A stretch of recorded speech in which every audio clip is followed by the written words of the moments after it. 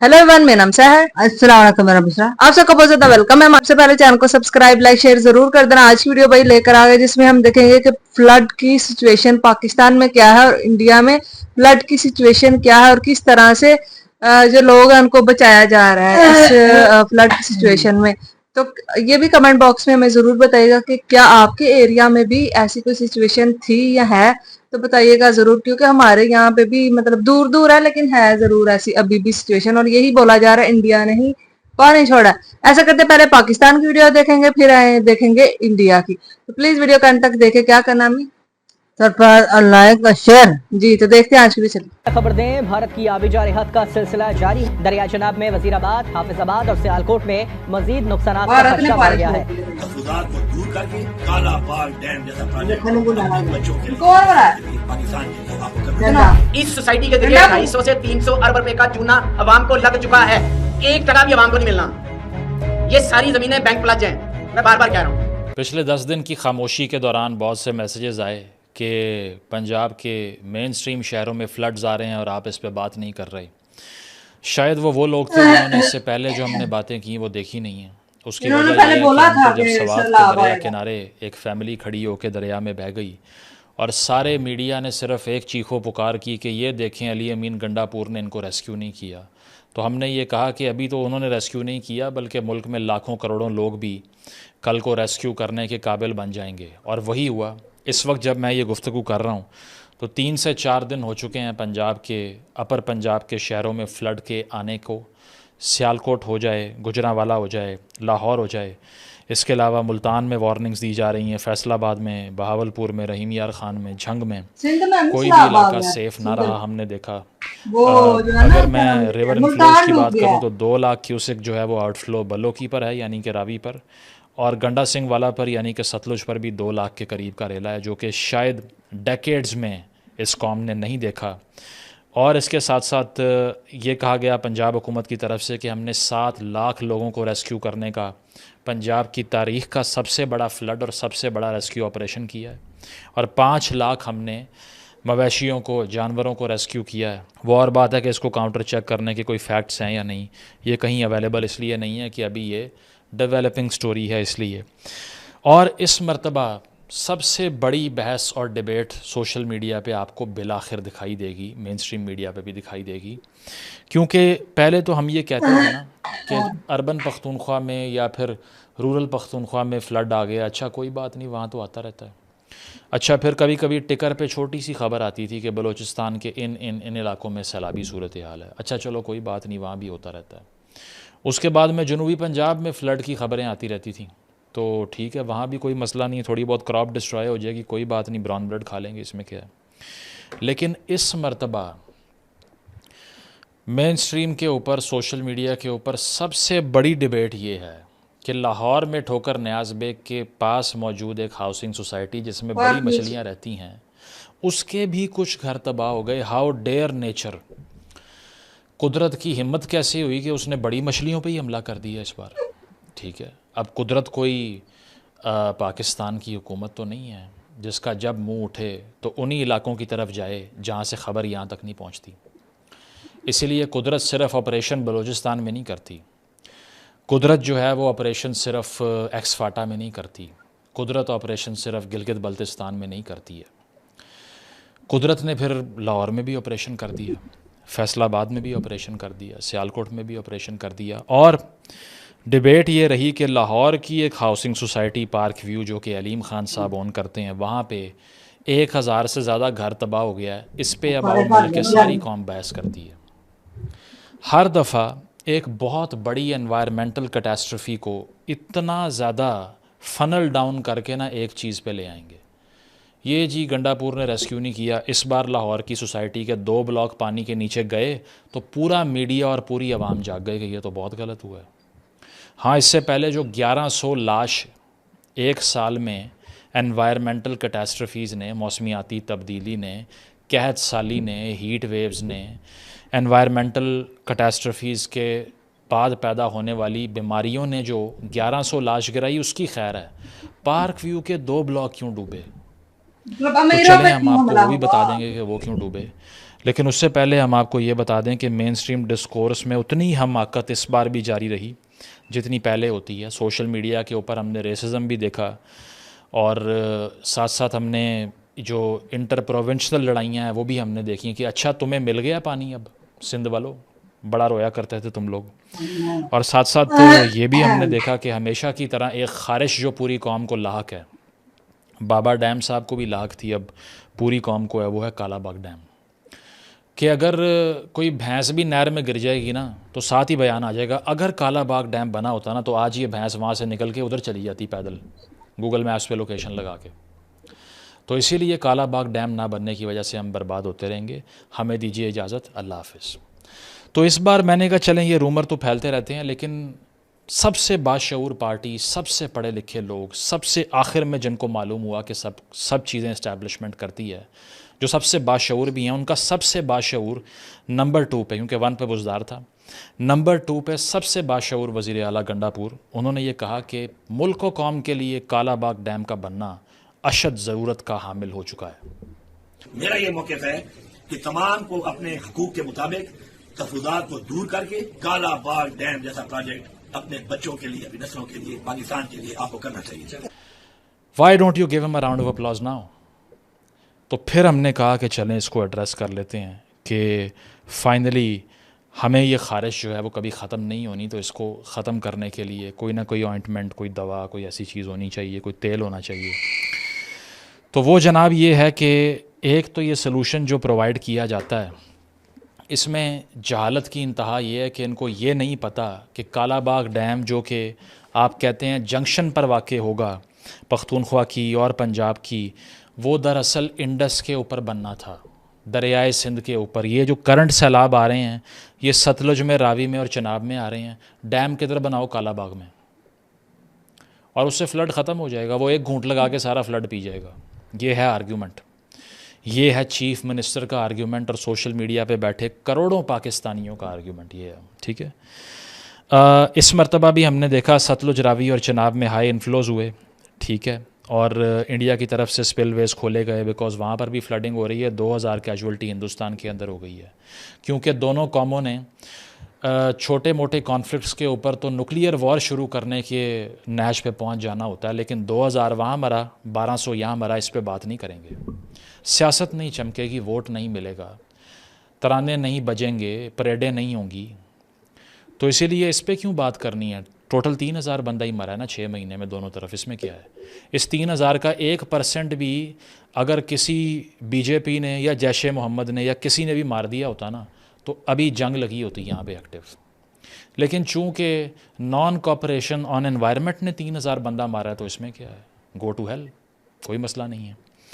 तो हमने ये देखा है इस मरतबा कि ये कालाबाग डैम का जो आर्ग्यूमेंट है ना, इनको ये समझ नहीं आती कि पख्तूनख्वा के वज़ीर आला के लिए पैगाम है कि अगर कालाबाग डैम बन भी जाए तो नौशहरा को, चारसद्दा को, स्वात को, दीर को, चित्राल को, कोहिस्तान को आप नहीं बचा सकते, क्योंकि इनमें से बहुत से रिवर्स जो हैं वो ट्रिब्यूटरी रिवर्स हैं जो बाद में जाके इंडस को ज्वाइन करते हैं, उससे पहले ही उनमें फ्लड आ जाता है। भाई किसने कहा है आपको कि इससे पख्तूनख्वा में भी फ्लड बंद हो जाएगा? पंजाब का तो दूर दूर तक ताल्लुक़ नहीं है। पंजाब में आने वाले जितने फ्लड्स हैं कालाबाग डैम उनको प्रिवेंट नहीं कर सकता। कोई साबित कर दे कैसे करेगा, ठीक है। इसके अलावा जो ट्रिब्यूटरी रिवर्स का मैंने आपको बता दिया। अब एक और ख़तरा ये है कि अगर कालाबाग डैम बनता है तो बैक वाटर इफेक्ट से कालाबाग जो है वो वाटर लेवल नौशहरा में इतना राइज़ कर देगा कि मज़ीद बर्बादी हो जाएगी। दुनिया में लीबिया की मिसाल है, डैम टूटने से हज़ारों लोगों की जान चली गई। और डैम्स जो हैं वो क्या मॉडर्न सलूशन है, इस पर भी किसी को बात नहीं करनी। उसकी वजह यह है कि सिर्फ आसान तरीका है कि चाय की चुस्की लेते हुए ड्राइंग रूम में बैठ के कह दो आज डैम बनाए होंगे तो इंज ना होंदा। पढ़ने का तो टाइम नहीं है ना भाई। तो वो ये है कि डैम वाला जो आर्ग्यूमेंट है ना सारा ये रिडंडेंट हो चुका है, क्योंकि आपको ये नहीं मालूम कि ये सिर्फ वन साइडेड ट्रैफिक नहीं होती, इसकी बर्बादियाँ कितनी होती हैं ज़रा ये सुन लें। पहली चीज़ ये है कि डैम्स जो हैं वो प्रिवेंटिव और प्रोडक्टिव इंफ्रास्ट्रक्चर के होने का जो आर्ग्यूमेंट है ये हाईली कंटेस्टेड है। नंबर 1 वहाँ सेडिमेंटेशन होती है, नीचे सारा जो हम देखते हैं सेडिमेंट्स और इसके अलावा सिल्टेशन का जो अमल है जिसको आप गूगल कर सकते हैं, वो रेत इकट्ठी होने से स्टोरेज कैपेसिटी कम होती जाती है। तरबेला मंगला की हालत देख लीजिए जाके आप, ठीक है। लार्ज डैम्स की मैं बात कर रहा हूँ, ये उसकी बहुत बड़ी वीकनेस है। इसके अलावा अगर हम इंडस पे डैम्स बनाने की बात करेंगे तो वो तो पहले ही इतना सेडिमेंट लेकर आता है हिमालयाज से कि उसमें तो वैसे ही प्रैक्टिकलिटी बहुत कम हो जाती है। हैवी रेनफॉल के इवेंट में, जिस तरह पाकिस्तान के अंदर हमने हैवी रेनफॉल करंटली अभी देखी है, सिर्फ एक शहर की मैं अगर बात करूं फिल वक्त, तो उसके मुताबिक ये डाटा बताता है कि सियालकोट में 24 घंटे में 360 मिलीमीटर बारिश रिकॉर्ड हुई है, जो कि 49 ईयर्स के बाद। पंजाब के लोगों का हौसला दिखाऊंगा, पंजाब के लोगों का जज्बा दिखाऊंगा।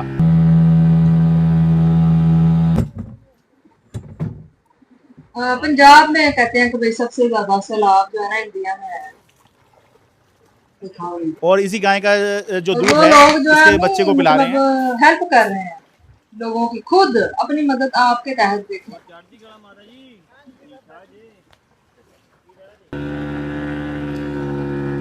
मैं चाहता तो दिल्ली में बैठकर आराम से पंजाब में बाढ़ की खबर दिखा सकता था, लेकिन मैंने चुना कि मैं खुद जमीन पर उतरकर पंजाब के लोगों का हौसला दिखाऊंगा, पंजाब के लोगों का जज्बा दिखाऊंगा। नमस्कार, मैं हूं शरद शर्मा, आप देख रहे हैं शरद शर्मा ऑन ग्राउंड। इस वक्त मैं पंजाब के अमृतसर जिले के अजनाला शहर में हूं। ये जो मेरे आसपास आप देख रहे हैं, ये कोई दरिया नहीं है, कोई नदी नहीं है, बल्कि ये पंजाब में जो बाढ़ आई हुई है उसकी तस्वीर है। एक बार जरा कैमरा घुमा दीजिए। ये सारे खेत हैं, खेत के अंदर इतना पानी भरा हुआ है कि बोट चलानी पड़ रही है।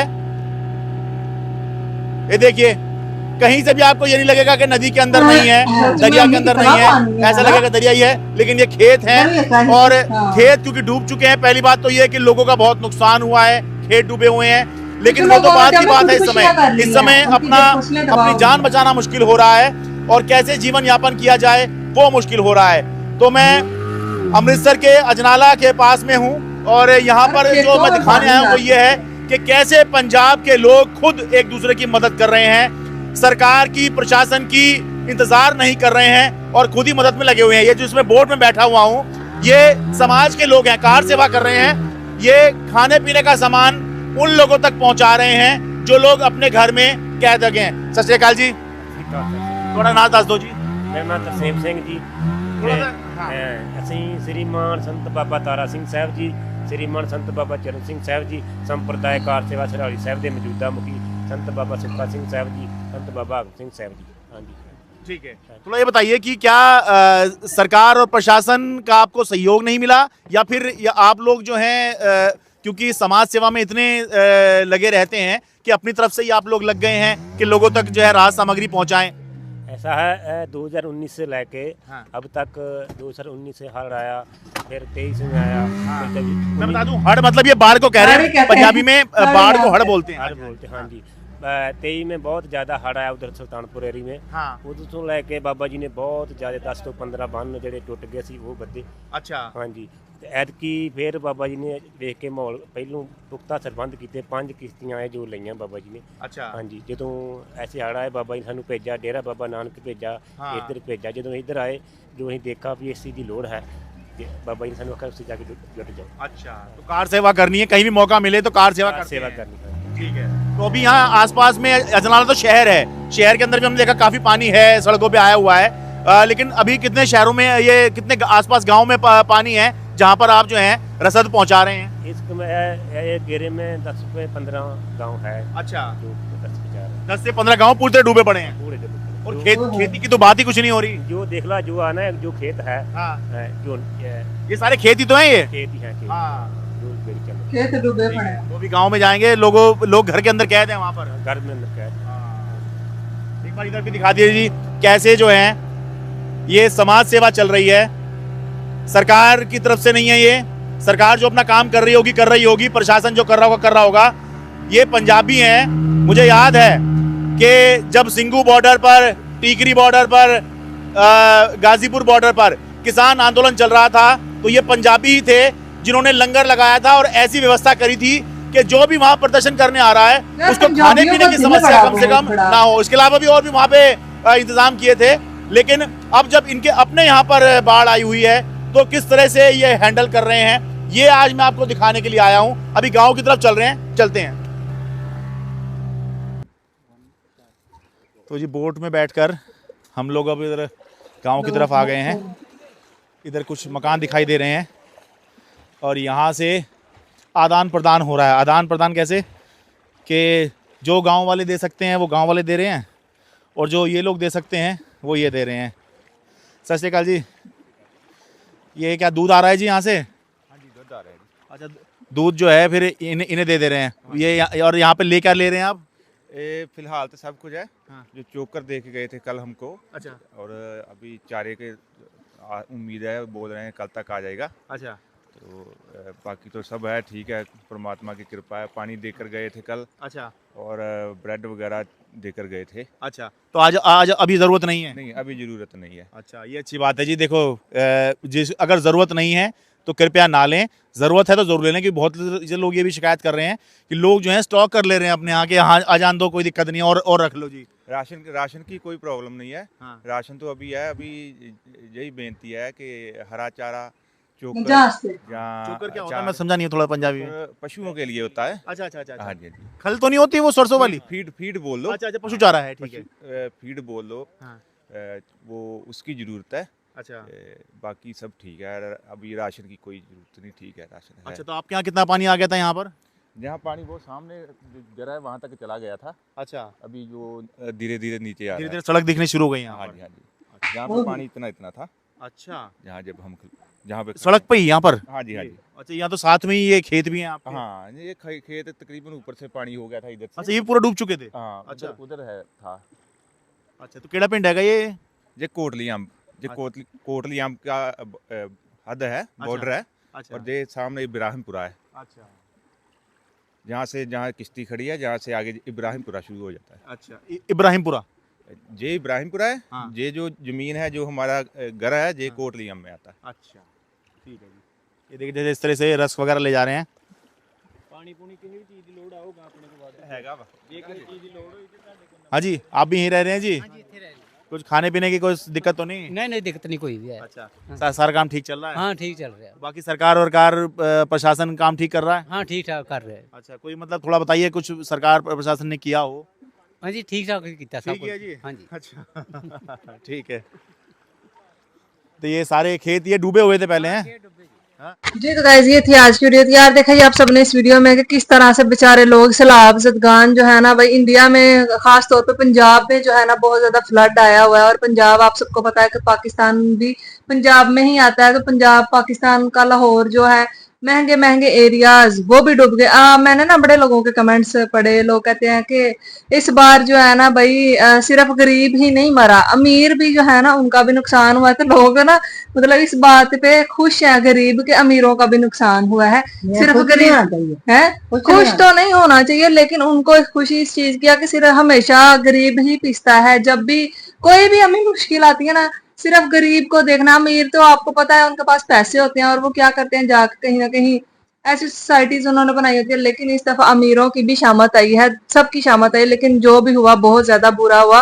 और डैम्स की अगर बात की जाए तो जैसा जो मुजम्मिल है उन्होंने बताया कि भाई डैम्स वहां पे बनाना चाहिए जहाँ पे आपको पता हो कि भाई हाँ नदियां जो है, ये जो मतलब जगह है जहाँ पे पानी जहाँ से खुल के तो आए वहां पे बनाए ना। वहां पे हमें डैम बनाने का क्या मतलब, जहाँ पे बाढ़ आती नहीं है। कितना मतलब ये एक क्या बोलेंगे इसको कि एक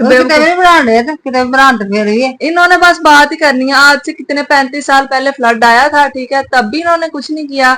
तो आज अब आया तो आज पता नहीं फिर कितने साल बाद आएगा। तो फिर से मतलब इन्होंने हमें कभी भी नहीं कुछ करना। मुझे तो नहीं लगता इन्होंने कुछ भी करना है। चलो इंडिया में भी आया, वहां पे भी लोग बहुत ज्यादा मरे, लेकिन उनका पूरा वो कहते हैं कंट्री नहीं डूबा, उनका एक हिस्सा डूबा जो पंजाब है वो। लेकिन उसके लिए भी उनसे जो बेहतर हो पाएगा करेंगे। लेकिन पाकिस्तान के तो अब पंजाब से निकलकर सिंध में चला गया पानी, मुल्तान। मैंने आज ही एक न्यूज देखी, 3-4 पाकिस्तानी न्यूज बता रहे थे कि मुल्तान अब डूब गया। अब यहाँ से पानी निकल के ना वहां पे अपना कहर बरसाएगा। तो अब पता नहीं, देखे क्या होता है। ऐसा बोला जा रहा है इंडिया ने जो है ना अपना पानी पाकिस्तान की तरफ छोड़ दिया, लो फड़ो तुसी डुबो, जरा पानी पानी कर दे सोना, हुन तुसी पानी पानी होवोगे। तो भाई इंडिया ने भी अच्छा वैसे नहीं किया हमारे साथ कि इंडिया ने पानी हम पे खुला भैंस की तरह छोड़ दिया, वो कि जाओ तुम जाके जो मर्जी जो करो, टकरे मारो, ठीक है। तो अब इंडिया को अपना पानी संभाल के रखना चाहिए था, ठीक है, लेकिन हमारे ऊपर छोड़ के तो हमारा भी कितना ज्यादा नुकसान कर दिया ना, आप खुद सोचे। लेकिन भाई पाकिस्तान का ये कहना है कि अब और ज्यादा इंडिया ने पानी छोड़ दिया, और जो अगर पानी इंडिया से कम हो रहा है ना, तो वो पाकिस्तान की तरफ फिर से आ रहा है। एक दफा हमें सैलाब आ गया, अब वो फिर से आ रहा है, दूसरी दफा फिर से आ रहा है। अब देखें आगे क्या होता है। आपका क्या राय है इस हवाले से बताइएगा जरूर कमेंट आइकॉन में। Thank you.